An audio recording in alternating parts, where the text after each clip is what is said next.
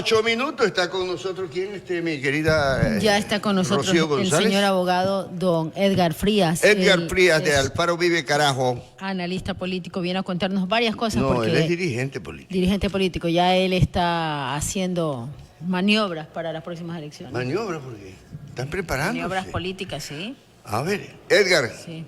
¿cómo está? Buenos días. Buenos días. Buenos días. Disculpen la demora, algo pasaba con la conexión. No se Pero un preocupe. gusto estar aquí. Buenos días. Cuéntenos, a ver, ¿cómo avanza eso de que Pablo Granja es candidato a la presidencia? Primero eran ir a socialistas a la vicepresidencia. ¿Cómo es que se llama la señora que entrevistamos? Elsa Guerra, pero... Elsa Guerra. Ahora son 2 candidatos, ¿no es cierto? Pablo y Elsa. Y se está planteando, Pachacuti me imagino que ha de poner su candidato también, que existen unas primarias y todas esas cosas. Y tengo la información que ¿cómo se llama?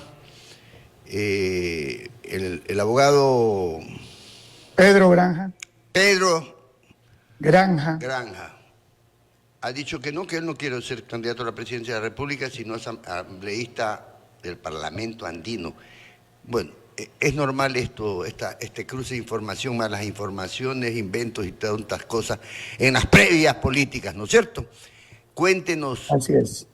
qué es en verdad lo que está pasando en estos momentos en este amplio espectro que se llama del centro hacia la izquierda. Buenos días. Gracias por la oportunidad. Nosotros como Alfaro Vive Carajo, junto con organizaciones sociales, nos reunimos con el compañero Guillermo Churuchumbi, director de Pachacuti. Lo que hemos expresado es nuestra postura histórica, la necesidad de la unidad más amplia de las fuerzas democráticas, progresistas, revolucionarias y hacia el centro para derrotar al modelo neoliberal representado por la derecha.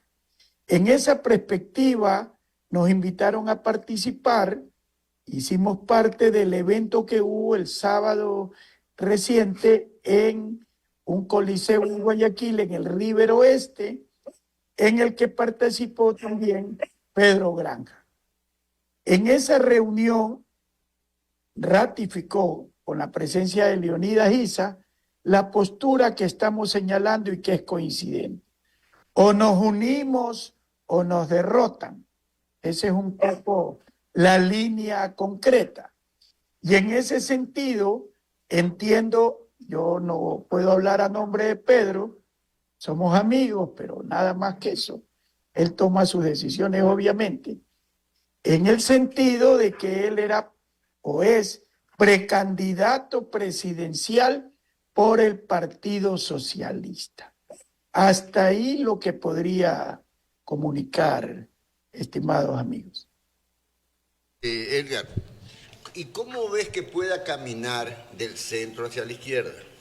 Vamos a ver los problemas que hay en el camino. A ver, usted tiene del centro hacia la izquierda al correísmo, que es la primera fuerza electoral del país, solo, ¿no es cierto?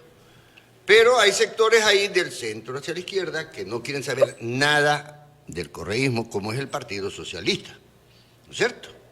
Así es. Y el Partido Socialista es uno de los actores de si bien no representa electoralmente casi que nada, ¿no es cierto? Y no es faltarle el respeto al Partido Socialista, su historia y todo eso, pero estamos siendo prácticos.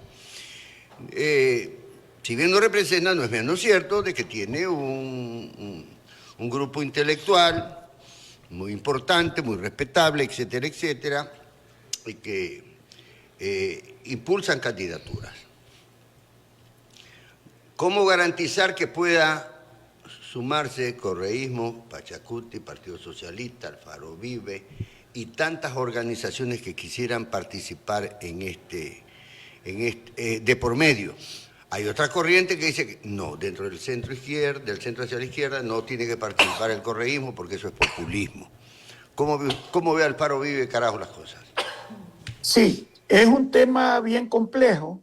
Yo quisiera poner como antecedente que el presidente Noboa tiene una aceptación superior al 65% por su política con respecto a los grupos delincuenciales. Eso es algo innegable, ¿sí? Y nosotros con mucho pragmatismo tenemos que valorarlo. En esa óptica, seguimos con la utopía de que tiene que darse una gran alianza de fuerzas para derrotar al modelo neoliberal, reitero, que va a tener algunos candidatos. Tú señalabas desde la tendencia progresista, yo te podría decir que Topic, que Otto Sonnenholder, ¿sí?, son casi seguros candidatos, igual que Rabascal, que ya lo ha anunciado, que no sabría dónde ponerlo después de su apoyo a la fiscal de la Nación. En esa óptica y en esa perspectiva, Pachacuti lo ratificó Guillermo Churuchumbi y Leonidas Issa, está por esa gran unidad que suena utópica, pero que por lo menos, y Alfaro Vive así lo ha planteado y le ha hecho conocer a los amigos, poder lograr un compromiso político público. Esto es lo nuevo de esto, en el sentido de que cualquier candidato de la tendencia progresista que tenga una línea contra el neoliberalismo y contra la derecha, recibe el apoyo de las otras fuerzas para ganar las elecciones. Un poco esa es la perspectiva, estimado Lucho. En todo caso, bueno, se están dando los primeros pininos, ¿no es cierto?, de lo que pueden ser las elecciones el próximo año. Yo lo que noto, porque, a ver, yo tengo información, y digo información, no es que es noticia, porque he hablado personalmente con varios sectores de algunas provincias del país, considerados de izquierda, que han estado apoyando el correísmo, que consideran que la izquierda debe retomar su propio espacio. Algo, no sé si es algo parecido, igual, de que lo que está planteando desde la izquierda Alfaro Vive o el Partido Socialista, no sé, pero que la izquierda tiene que buscar su propio espacio porque no están contentos que las decisiones las tome solo Rafael Correa, ¿no? Solo Rafael Correa. Y decisiones que cambian de una mañana a la tarde, de la tarde a la noche, según los intereses que tenga el correísmo. Pero que los sectores de izquierda, lo que me saben decir es que tienen formación de estructuras, ¿no es cierto?, de organizar a la población. Y me ponen como ejemplo, por ejemplo, de que, miren, el correísmo es la primera fuerza electoral, sí señor, la primera minoría, la más grande, sí señor, pero dígale que salga a defender a las calles a Rafael Correa, no salen. ¿Por qué? Porque no tienen estructura, porque es la figura de Rafael Correa los que se prevalece, porque si mañana dice Rafael Correa me retiro de la política, esa pendejada vuela en 1000 pedazos, ¿no es cierto?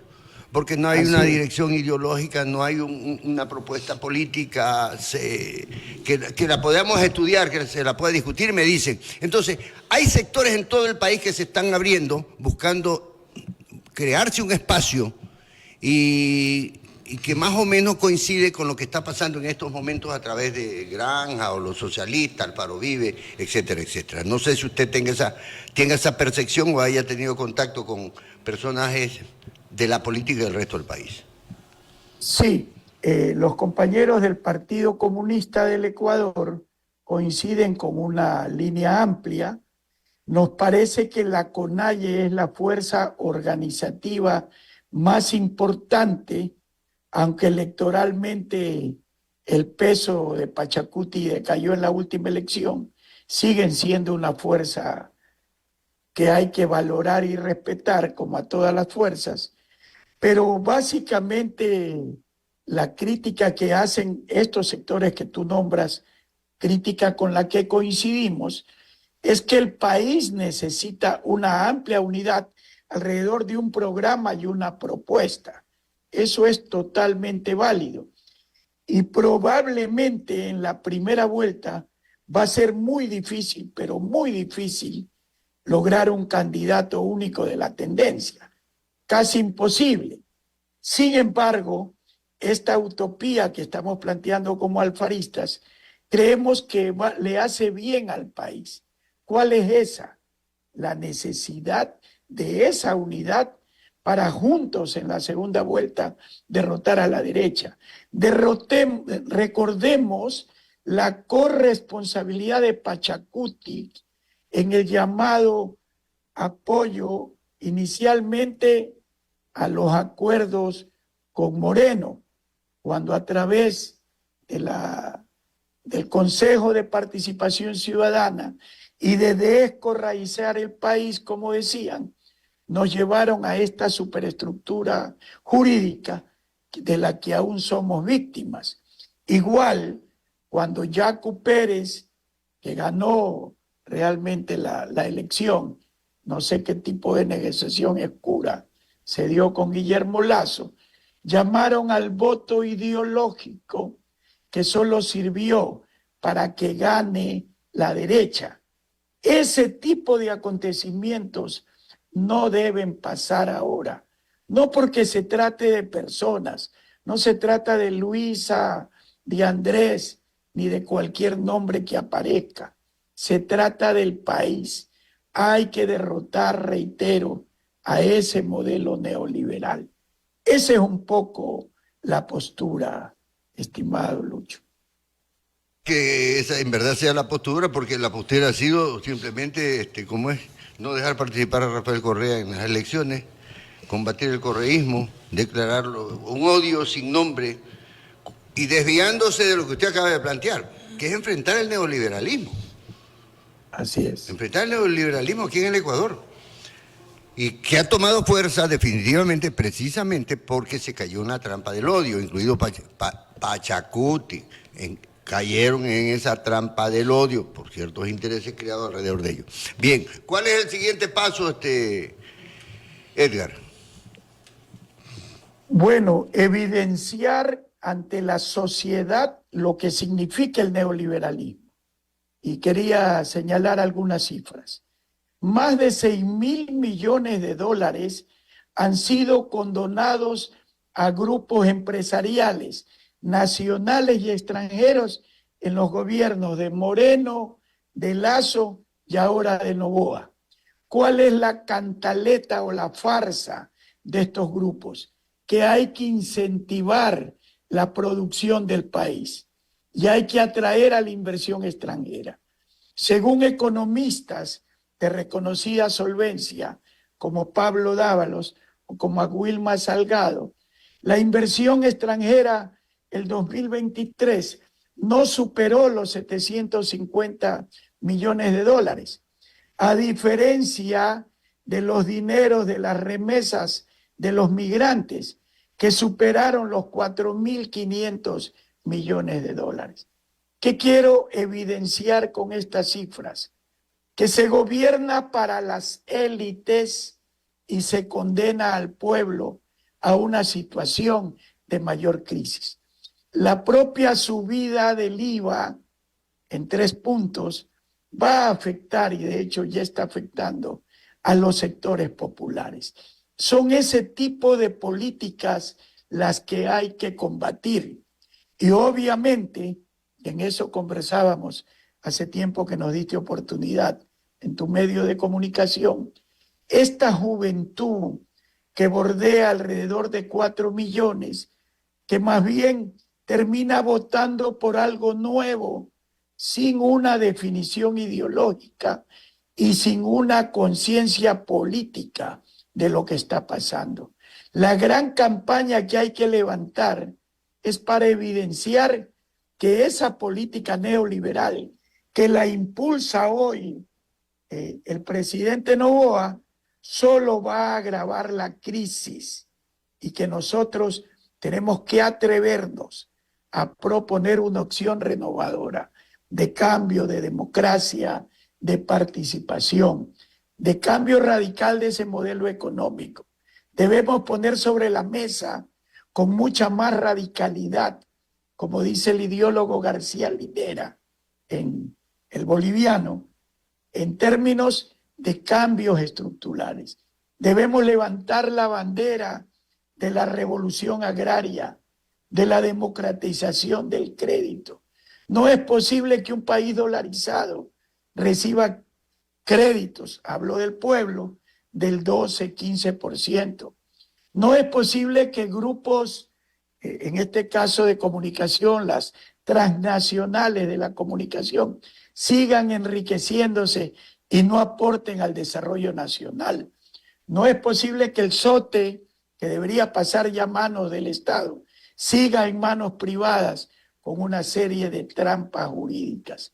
Es decir, hay recursos en este país para mejorar las condiciones de las mayorías. Y en eso hay que trabajar desde abajo, desde las juntas parroquiales, los cantones, para impulsar esos cambios. Miren cómo lo que viven hoy los municipios del país. No les asignan los recursos que les corresponden, pero sí pagamos la deuda externa, sí cumplimos con la banca extranjera. Eso tiene que acabarse. Hay que priorizar el desarrollo nacional con una política que priorice al pueblo y no a las élites, no a las mafias farmacéuticas, banqueras y telefónicas, que son las únicas que ganan con esta política. Antes de concluir, Edgar, a ver, Alfaro Vive Carajo tomó una decisión de empezar a recolectar firmas, tengo entendido, para constituirse en un movimiento nacional, ¿no es cierto? ¿Es correcto eso? Hemos estado construyendo un frente amplio, conversando con Resistencia Socialista, con el Partido Comunista, con MSUR, con muchas organizaciones sociales. Porque la idea, y en esto queremos emular al Frente Amplio Uruguayo, no se trata de un movimiento de Alfaro Vive Carajo, se trata de un movimiento de movimientos en el que participemos todos estos sectores de la tendencia de izquierda y progresista dispersos. Es decir, no es un movimiento de Alfaro Vive, sino un movimiento amplio que seguimos en el debate en función de impulsarlo. Realmente no nos alcanza el tiempo para participar en las próximas elecciones con un movimiento político legalizado, mucho más con todo el escenario que vivimos. Pero, o sea, la idea está ahí, ¿no? Que haga un movimiento en donde puedan ingresar todos los sectores izquierdos del país, rescatar la tendencia de izquierda que era parte del correísmo, ¿no es cierto? Es rescatar la tendencia de izquierda, ¿no es cierto? Por ahí va la cosa. Por ahí va la cosa, sí. Perfecto. Exactamente, lo defines claramente, con una línea antineoliberal. Y permíteme esto, también el tema del extractivismo. Petro gana en Colombia porque tiene una línea contra el extractivismo. Eso fue determinante en la pequeña diferencia. Aquí los Yasunidos, ¿sí?, ganaron una elección porque las fuerzas ecologistas, veamos el desastre de la naturaleza. La naturaleza nos pasa la factura. Eso es lo que están viviendo los sectores más pobres en este momento con las inundaciones. Debemos levantar una bandera contra el modelo neoliberal y también contra el extractivismo. Es un tema más profundo, pero es un tema transversal para la sociedad y para la juventud, que le va a dar mucha fuerza a esta tendencia de izquierda y progresista que tiene la obligación de renovarse. Acaba López Obrador de darnos una lección. Ganaba con facilidad la reelección, pero dice, no voy, hay una candidata, yo ya cumplí mi ciclo. Lo mismo que hizo Mujica en Uruguay, que se iba a la reelección y la ganaba. Necesitamos una renovación generacional y necesitamos un desprendimiento, una generosidad como tuvo el espíritu Alfaro. Eso es lo que necesita la sociedad ecuatoriana. Edgar, en ese análisis que se hace del presidente colombiano y del expresidente uruguayo, lleva intrínseco una crítica a Maduro en Venezuela y a Ortega en Nicaragua.